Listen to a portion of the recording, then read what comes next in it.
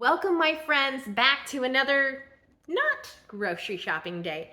Today is going to be something a little bit different. I'm going to start shopping out of my own pantry. Yes, that means I'm going to be doing a budget pantry challenge.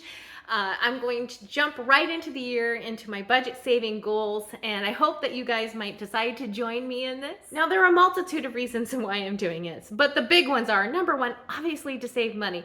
Number two, when you see my pantry and my freezer, you're going to understand that I need to start cycling stock. They are full, so I need to get the old stuff out so that I can put new stuff in, so I'm not wasting things by them going bad. Now, a fun part about this is that I can set the rules for my pantry challenge to fit into my life. Number one, the biggest and obvious one, is I'm not going to be buying groceries for the first 2 weeks. I'm also going to be cutting my budget for the month in half to $150 for the remaining weeks of this month. Number two, we are going to be eating out. We don't do a lot of this anyway, so that one won't be too hard for us. Number three, I'm going to be eliminating our snack budget. Normally our snack budget and our grocery budget are separate for the next 2 weeks though. I am going to be eliminating that as well. And I'm curious to see how Mike will survive. This brings me into the exceptions to the rules. So things like toiletries, cleaning products, pet products, these things all come out of different budgets and they will be exempt from this challenge. And then I'm going to be enacting what I'm calling Mike's rule. This is things that Mike will go out and buy if we run out, regardless of whether I'm doing this pantry challenge. The big one, coffee. He cannot survive a morning without coffee, so I will have to go get that. Condiments such as ketchup, mayo, mustard, those are all things that he uses very regularly, and if we run out, he will go out and get. And I want to save money, and if he goes out and buys it, he's probably going to buy something expensive. So I'll do it instead. So let's just get down to it, and I'll show you guys what I have in my freezer and in my pantry. Before we open up these doors and see what's going on inside, I just want to let you guys know I am lactose intolerant, gluten intolerant, and I eat on a low FODMAP diet for digestive reasons. My husband does not. So let's go ahead and see what's in here. So here is the state of the fridge right now. It's mostly condiments, honestly, at this point. I have a little bit of lettuce left, some egg whites, some protein shakes back there. This is leftover toppings for the loaded baked potatoes I had for Christmas.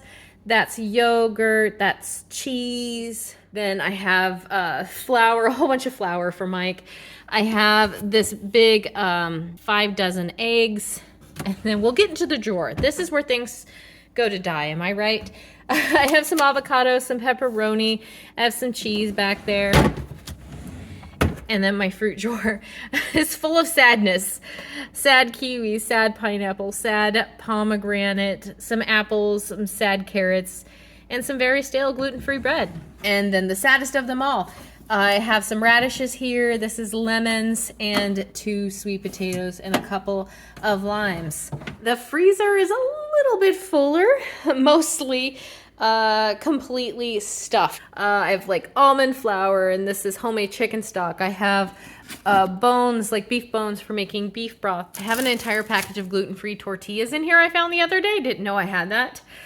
Flour.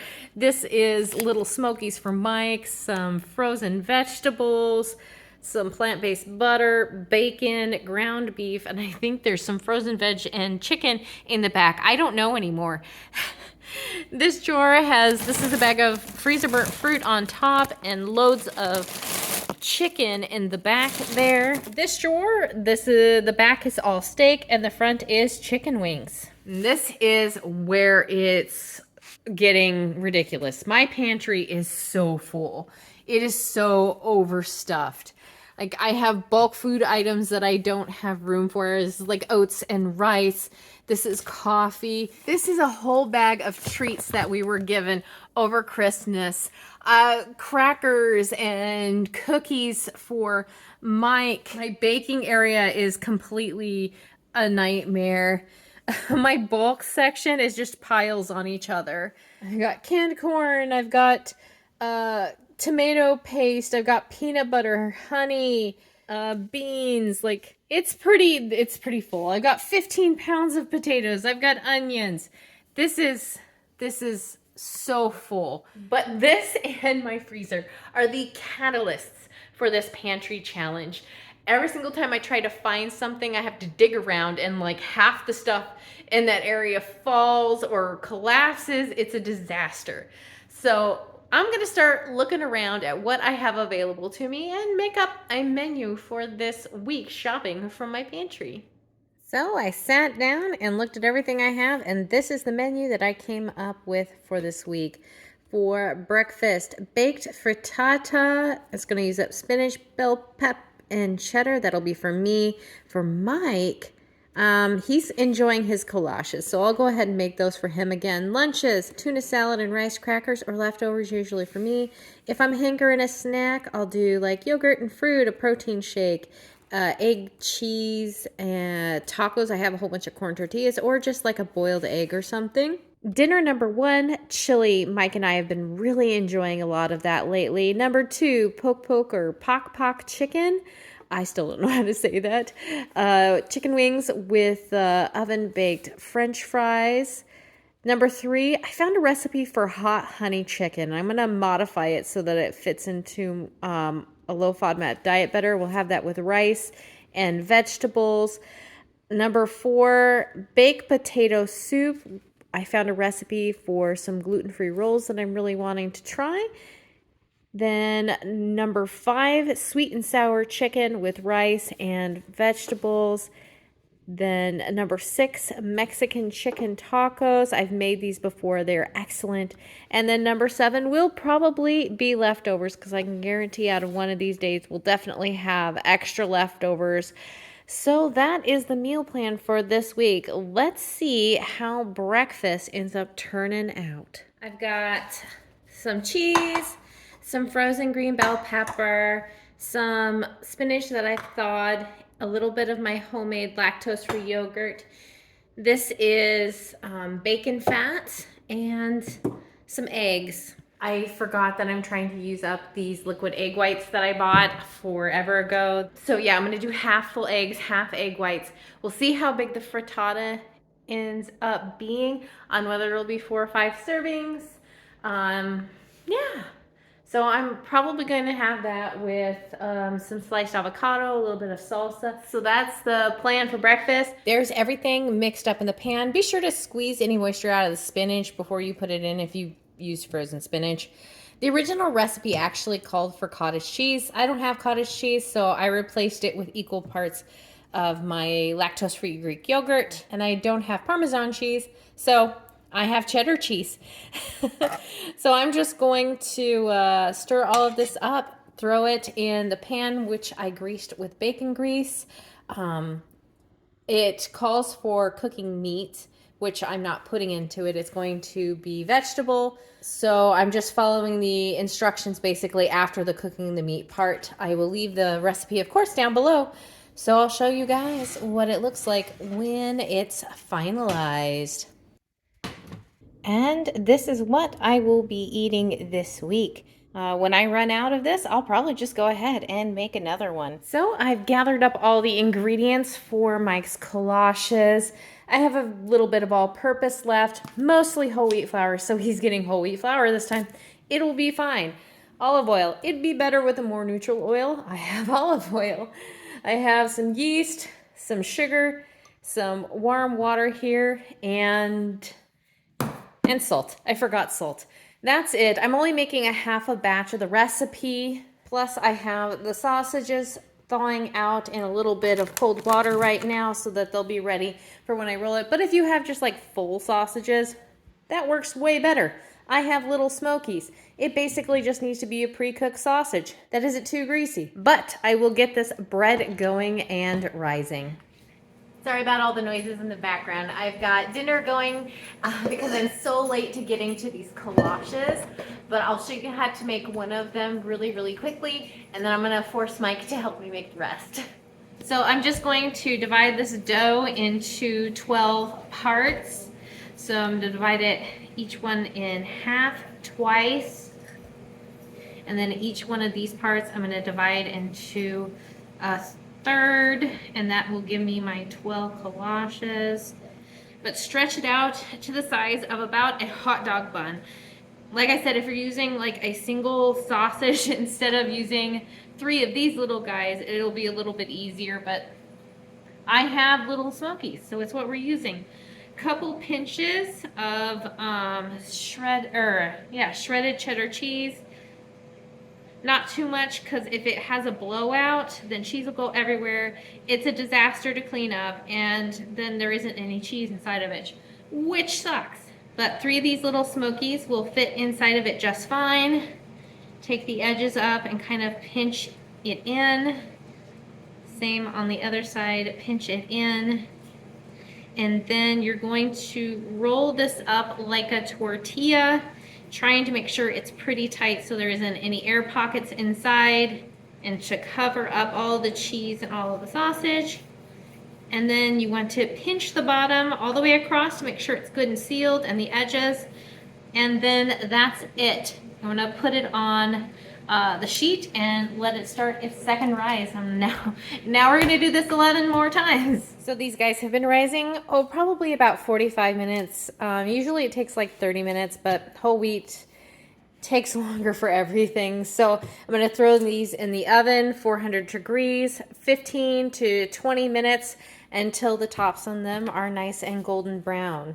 For lunch on day 1, I just cooked up a sweet potato that I had, plus used some of that leftover bacon from the loaded baked potato platter that I made for the Christmas party, and topped it with a little balsamic vinegar, a little bit of green onions. On the side, I had a yogurt parfait with a little bit of granola I've had hanging around for way too long, and a few crushed up pecans. I have gathered the ingredients for the first dinner. I'm going to be doing the poke chicken or pock chicken wings, whatever one that is. The ingredients are garlic-infused olive oil, some sugar, some fish sauce, garlic powder if you can have it, or replacer, or just not. And I pulled out a couple of potatoes that I'm going to slice up, toss around in a little bit of oil, and throw to bake in the oven. And when they come out, I'll sprinkle them with a little salt, and that's all I'm adding to them. And that's it for the first dinner on the Pantry Challenge. And there is the final product. Perfect, beautiful little chicken wings. Breakfast time again, same thing as yesterday. Some of the frittata. This is about a quarter of the frittata. What I had yesterday just wasn't enough to keep me as full as I wanted. The 20 grams of avocado, a couple of cuties, and I went with sriracha today with a side of just plain black coffee. And this is probably what I'm going to eat basically every single day, so I just assume, unless I show you something different, this is what I'm having.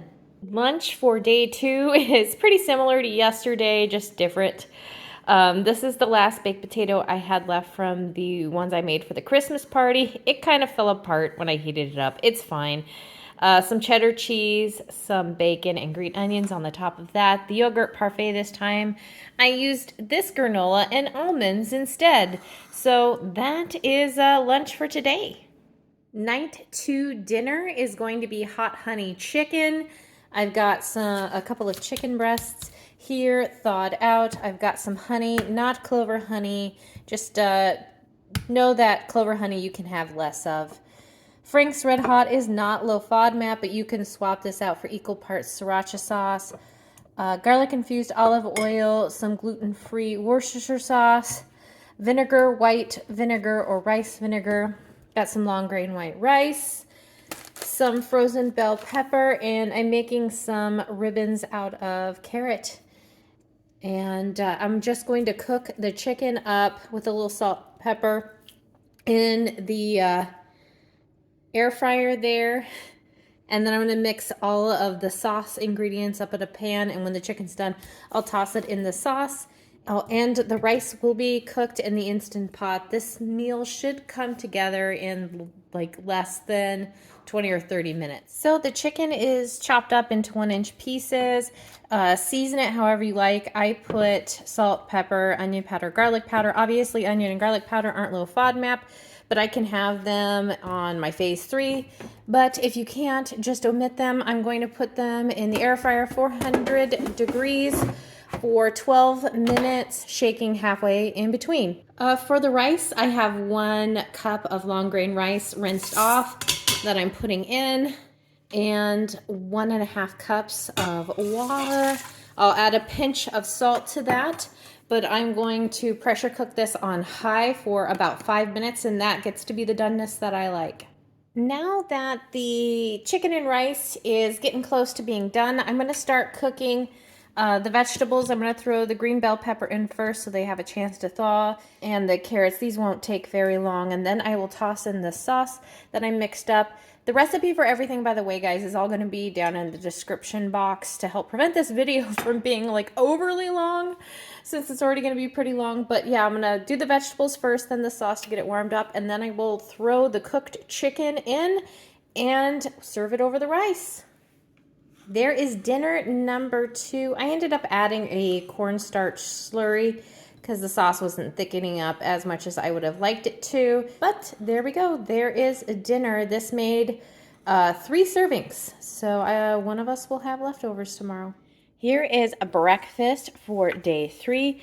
There is the frittata with a little bit of salsa, but instead today I opted to add a little bit of oatmeal to the side. I was really craving it. It's made with a small amount of vanilla protein powder, and I topped it with some crushed up pecans and some of these bulk dried blueberries that I've had for a while. I want to try getting through them. So it's kind of like a blueberry muffin kind of oatmeal that I'm having with my frittata today. So I ended up with the leftovers from last night. Honestly, like I said, I never made this recipe before. If I was to make it again, I'd probably follow the recipe a little bit more closely and cook the chicken in the sauce in a pan. I'd still cut back on the amount of fat though, but yep, that's lunch, leftovers. So for the 3rd night dinner, I'm getting a head start because today is literally one of the busiest days of the week for me. I'm going to be making my low FODMAP chili in the Instant Pot. I made a video of this going into some detail pretty recently, but I'll make this up really quick and I'll link that video down below. But here are the ingredients. Obviously, if you can't have onions or garlic, just omit those things and use garlic oil in place of regular oil. I'm going to make a double batch this time so we have leftovers. So I have extra ground beef. But basically, I'm just going to cook the onions and the garlic up. When those are done, I'll throw in the ground beef, brown that up, and then I'm just going to add the rest of the ingredients. Close up the Instant Pot, and actually I'm going to use it in slow cooker mode. And I'll turn it on to slow cook for about 4 or 5 hours. And that is the chili for dinner. Pretty simple. I nearly did it again. I almost forgot the chopped bell peppers again. Like, why do I do this every single time I make this recipe? Okay, adding them in now. There is the finished chili. I topped it with a bit of shredded cheddar, a little bit of pickled jalapenos, and I still have a little bit of tortilla chips left that I'm going to have over the top. And this is dinner for night 3.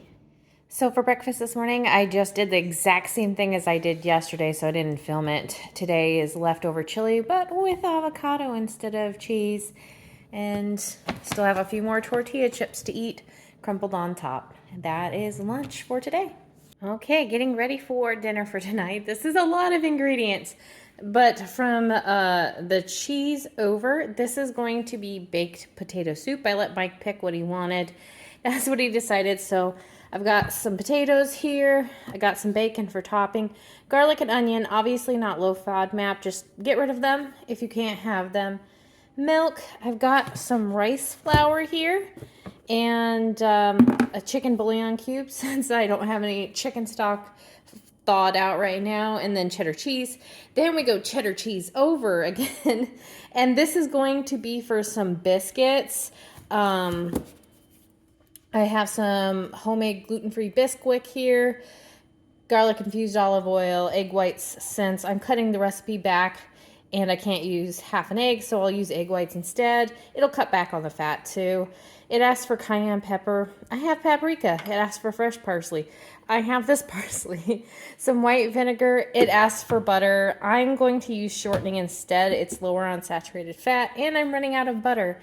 So yeah, biscuits, well, cheddar biscuits over here, and then baked potato soup over here. So yeah, that's what's for dinner tonight. I was thinking about this for my low FODMAP friends. Most of the ingredients are going to be low FODMAP, but the big concerning thing in these recipes is going to be the amount of fat. So I want to let you guys know how I'm cutting out the fat, not only for my low FODMAP friends, but maybe somebody else who's looking to lean out some recipes that they have.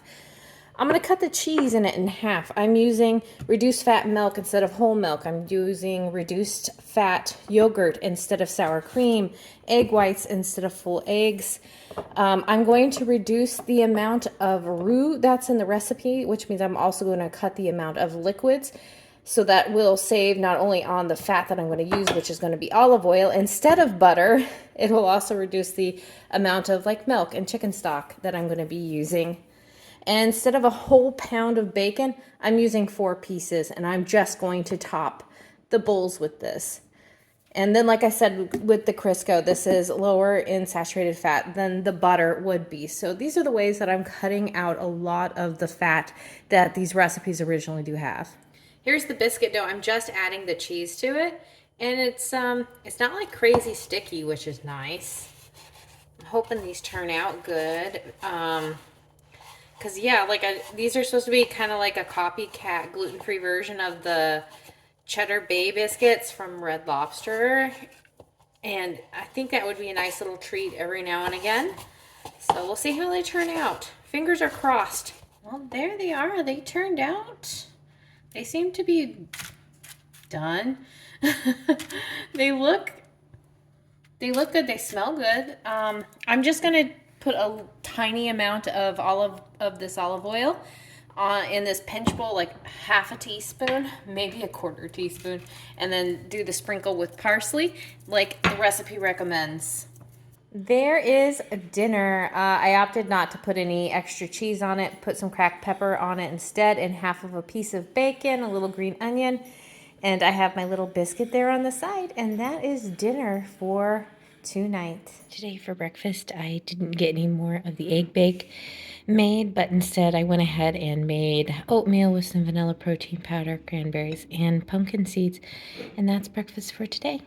My mom came into town and insisted on buying us sandwiches. So not against the Pantry Challenge because I didn't pay for it.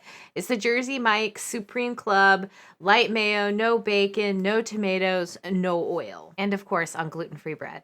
Because when I made the meal plan, I kind of forgot my mom was coming into town. So for the extra night, I pulled out this huge ribeye that we had in the freezer for a while. And we ended up grilling this up, having a side of French fries on the side.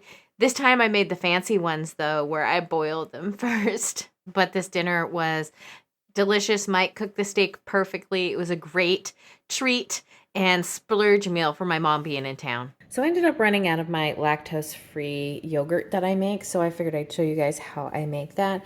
I just use a half a gallon, of course, lactose-free milk for me, but regular milk, just, put that in.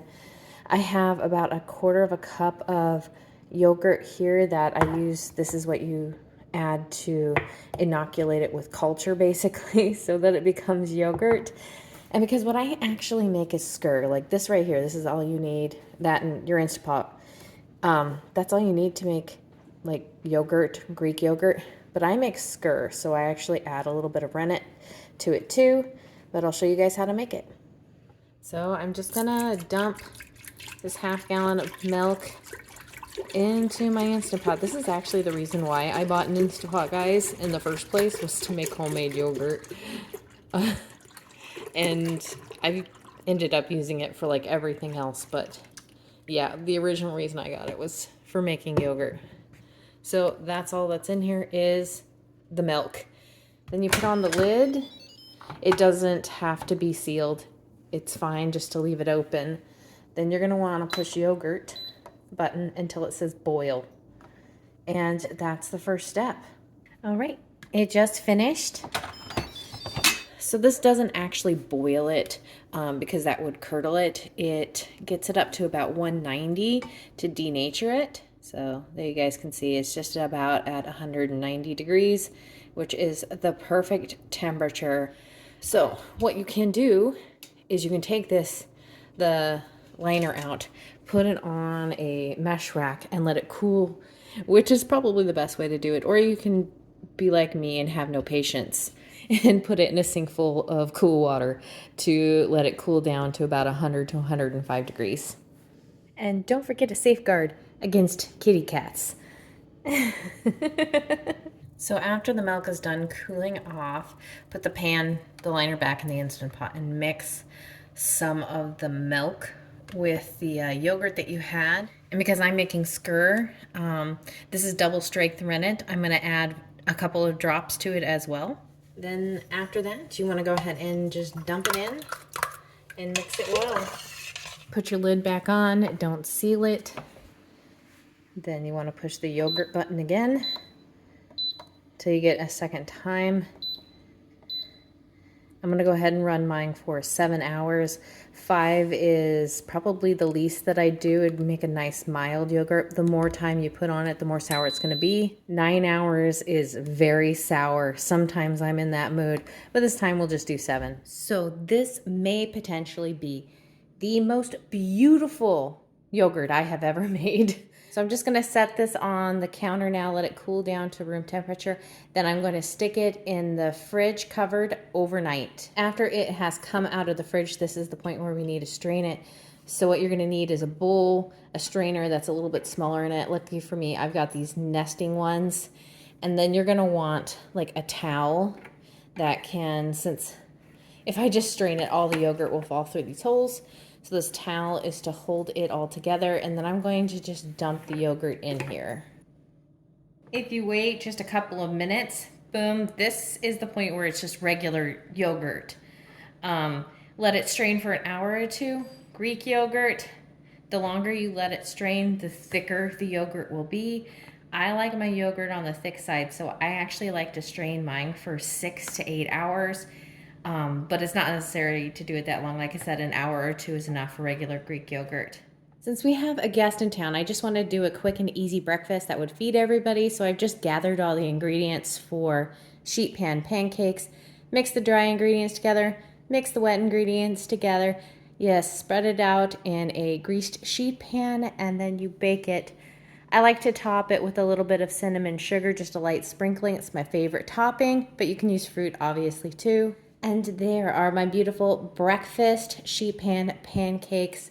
A little bit of syrup. It's gonna be delicious. Lunch today is some just leftovers. I've got a small bowl of the baked potato soup, the other half of my sandwich from yesterday. And I did forget to mention, the Swiss is a low lactose cheese, generally speaking, but I am still taking some lactate with it. But this is lunch for today, just finishing up some leftovers. Gathered up all the ingredients for dinner. This is going to be another new recipe. It's baked sweet and sour chicken. The recipe does ask to like fry the chicken a little bit first. I'm going to skip that to avoid adding extra fat to this recipe and just do a very light sprinkle of cornstarch on the chicken and then just cook it after that. Do a little bit of carrots. I have some chopped green bell pepper. Have it with a side of rice. Unfortunately, this ketchup does have high fructose corn syrup on it. Not ideal, but it's what I have, and so it's what I'm going to use. There is the final product for dinner. I ended up having to add a cornstarch slurry to this about 15 minutes from the end of cooking. The sauce was really, really super watery, but that definitely helped thicken it up a little bit. But that's my fault for changing something important in the recipe to try to save on some fat. But there we go. That is dinner for tonight. Final breakfast, I've got one of those sheet pan pancakes with a little bit of syrup, a cutie, and an egg. There is lunch. The sweet and sour chicken last night made enough leftovers for Mike and I. Honestly, if I remake this recipe, because I hadn't made it before, I mean, the sauce is tasty, but I had to thicken it up with cornstarch because I modified it not to have breaded chicken. Anyway, there's a lot of sugar in it, so in the future, if I make this again, I'm probably going to change it up a little bit so that it's a little bit more FODMAP friendly, and honestly, a lot more figure friendly, but that is lunch for today. So there's the starts for dinner tonight. It is some chicken marinating in a really simple marinade made of a few spices, some oil, some vinegar, and a little bit of brown sugar. I'm going to let that marinate for about 30 minutes. The longer the better, but at least 30 minutes. And then I'm going to cook this up in the air fryer. And we're going to have some tacos tonight. And there are the chicken tacos that we're having for dinner. A little bit of my usual salsa verde, some cilantro on top. To cook corn tortillas, the best way to do it is in a cast iron, to be perfectly honest. But another option is to make a package of 5 or 6 of them, wrap them in aluminum foil, throw them in the oven. That's like 325 for like 10 or so minutes. So there's a little trick for getting pliable corn tortillas that don't break. But that is the final dinner for this week, guys. Thank you everybody who made it to the end of the video. I hope you enjoyed this pantry challenge and return for week 2. I'll see you guys then. Bye.